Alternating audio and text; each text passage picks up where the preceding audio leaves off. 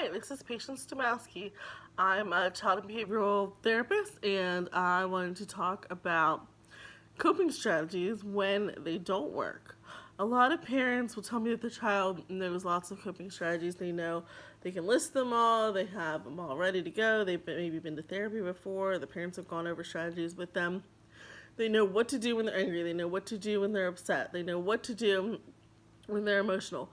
But they never use the strategies in the moment. They can list them all, draw them all, talk about them, problem solve, do great as long as they're calm. But when they're really upset, they refuse to use them. If the parent suggests them, the kid gets upset, refuses, maybe throws the paper around that has their strategies on it. The child will just not do them. So the parents are like, well, what am I supposed to do then? We've already gone over these. The kid knows what to do, but they're not doing them. So what do I do? So my suggestion is actually to give them a little reward to use the strategy. So as adults, we usually don't want to be angry and upset. We don't like those feelings. So we say, I'm going to do whatever I can to calm down. But sometimes kids don't think like that. They just think, I'm mad and I want to be mad. And I want you to know that I'm mad. And I want you to know how upset I am. And they just keep throwing their fit and they don't even want to try to calm down. They don't want to feel happy in the moment. They're just too upset. But if you kind of sweeten the deal, as we say, and come up with some reward that they might want more than being mad, that might help them use the strategy. So I'm not saying give them what they want. Sometimes that won't even fix the problem. They're too upset. Or, every time they throw a fit, you give them something great. No. But if they use a coping strategy within a certain amount of time, they get rewarded for using the strategy. So it's not that they're getting rewarded for throwing the fit. They're getting rewarded for calming down and using a coping strategy.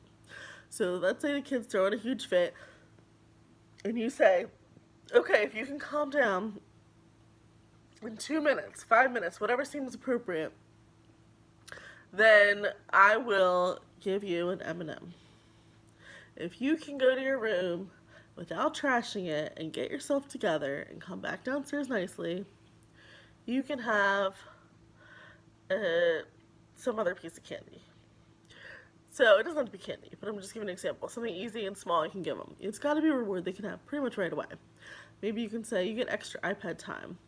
You get to go with mom on a quick errand or something. I don't know, whatever the child will want. Extra attention, access to electronic or toy they don't normally have, or some sort of edible treat, popsicle or candy, whatever. Something that they can get right away, or at least pretty soon, as long as they calm within that amount of time and they use an appropriate strategy. Now, okay, let's say you told them they need to calm down 2 minutes and they're not calm for another 10 minutes. Then they come and say, hey, where's my Twizzler? And you can say, I'm really glad that you calmed down, but it wasn't in the time that we said, so I'm really glad that you're calm, and I want you to stay calm, and we can work again for the Twizzler next time, but we have to be calm. We have to get calm faster to get that reward. So don't focus so much on it, but just on the strategy that they use to calm down. Great job taking deep breaths, great job walking away, great job getting yourself together, focusing on the good part, not on the 45 minutes of screaming, not on, how terrible their behavior was before that. You're focusing on the calming strategy, giving them positive reinforcement for it, giving them some sort of tangible reward, whether it's candy or something else that they can have right away, and eventually you can fade it out. So then after they've been doing it for a few days, they know to use that coping strategy, they're doing better, you can fade it out and say, okay, now if you have no fits in the whole day, then you get the candy. You don't want the kid throwing a fit and then calming down really quick and saying, okay, where's my candy? No, okay, so now that you know how to use it, and now that you're at that point, let's say you have no fits in the whole day, you get that piece of candy at bedtime. You get the extra dessert. You get that extra time on the iPad at night, something like that. All right, great. Now that you can do it for the whole day, let's do it for 2-3 days. And now you get the reward. Now let's do it for a whole week. So eventually you fade out the reward. You're not going to be doing the rewards forever. And the child soon learns just to do that strategy or just to not get that upset in the first place because they realize it's not getting them anything. They're just going to be basically ignored in a way, and they're not getting any attention until they calm down.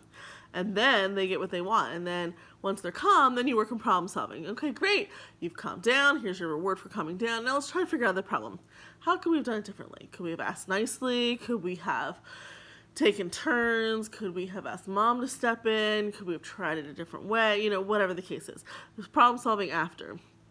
Trying to negotiate, trying to compromise with their child, trying to explain why while they're upset. It's not really going to work if the child's very emotional. They cannot think. They're not in their logic brain. They're just not there. They cannot think clearly. They have to calm down first before they can even think of anything logical, before they can get there. So to get them to even get to that logic brain, you want to give them a small reward, have them calm down, then let's talk about how can we figure out this problem. A lot of times the child even knows how to figure out the problem. They were just too upset to even use that strategy. So just throw it back to them. Hey, what do you think you could have done differently? How can we solve this problem? What do you think we should do? And let them figure it out. And that's great because they need to learn how to solve their own problems and calm themselves, right? So that mom and dad don't have to do it always for them. And then they're going to get better faster. And soon, you won't need to do the rewards. You won't even need to be worrying about it because they're not going to get as upset as often because they're realizing, it doesn't really work for me. It doesn't feel good. I'd rather calm down quickly.